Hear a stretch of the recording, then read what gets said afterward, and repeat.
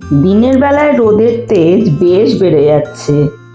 গরমে শরীর ঠান্ডা রাখতে বেলের শরবত খুবই উপকারী।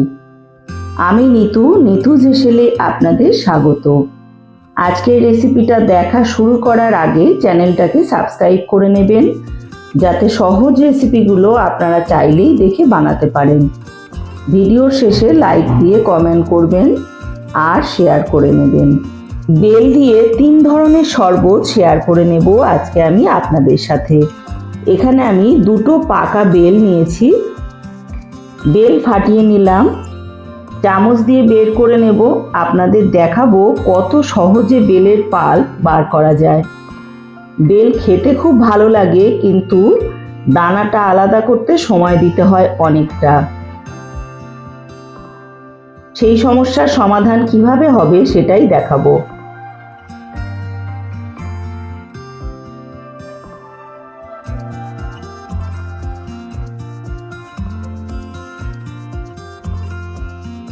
সবজি ধোয়ার এরকম একটা স্টিলের ঝাঁঝরি থাকলেই হবে। ঝাঁঝরিটাকে একটা পাত্রের উপর বসিয়ে নিতে হবে। হাতে অল্প করে জল নিয়ে বেলটাকে একটু চটকে নেব।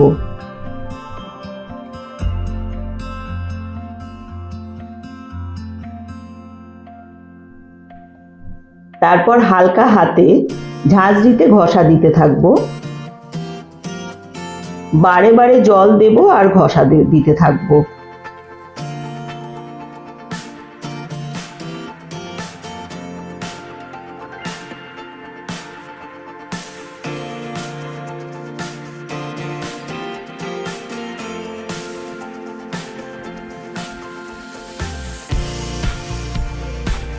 কোনো ঝামেলা ছাড়াই দেখুন ঝাঁঝরির নিচ দিয়ে মসৃণভাবে বেলের পাল্প বেরিয়ে আসছে।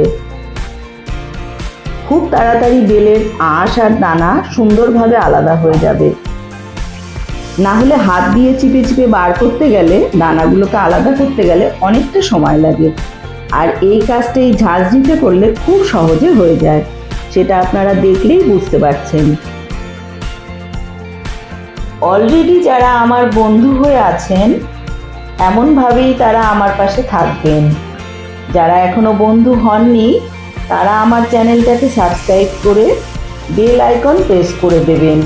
নিত্য নতুন রেসিপি পেয়ে যাবেন সবার আগে। আমাকে এগিয়ে যেতে সাহায্য করার জন্য অনেক ধন্যবাদ আমার সকল বন্ধুদের।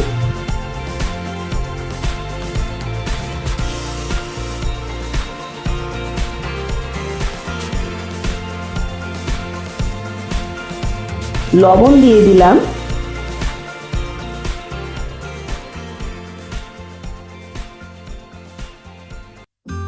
চিনি দিয়ে চিনিটাকে মিলিয়ে নিতে হবে।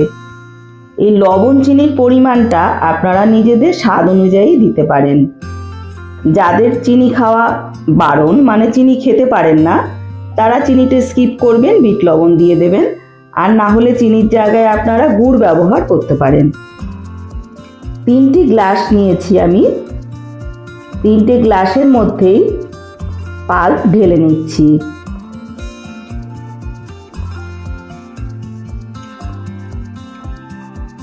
প্রথম গ্লাসটাতে লবণ চিনি মিশ্রিত পাল্পের মধ্যে আগে থেকে জাল করে রাখা দুধ দিয়ে মিশিয়ে নিলাম।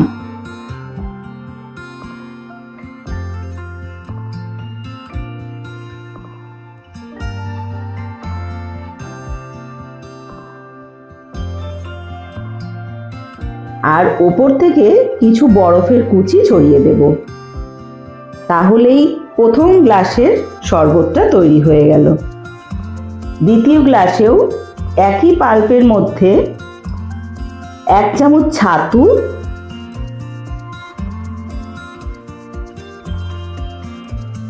আর 1 চামচ পাতিলেবুর রস দিয়ে মিশিয়ে নেব।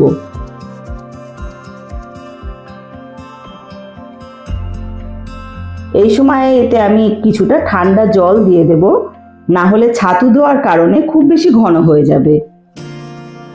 ভালোভাবে মিশিয়ে নেব, নিয়ে ওপর থেকে বরফের কুচি ছড়িয়ে দেব।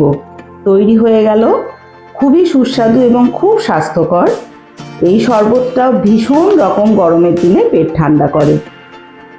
একদম শেষের গ্লাসটাতেও একই পাল্স ঢেলে দিয়ে আমি তার মধ্যে কিছুটা ঠান্ডা জল ঢেলে দিলাম, দিয়ে বরফ কুচি দিয়ে দেবো ওপর থেকে। যে কোনো বয়সের মানুষই এই শরবতটা খেতে পারবেন। শরীর বুঝে যে যেরকম চিনি খেতে চান সেই অনুযায়ী চিনিটা ব্যবহার করবেন, আমি আগেই বলেছি। সকলের জন্যই খুব উপকারী। সুস্থ থাকবেন, ভালো থাকবেন। আমি নিতু আবার আসছি পরের রেসিপি নিয়ে।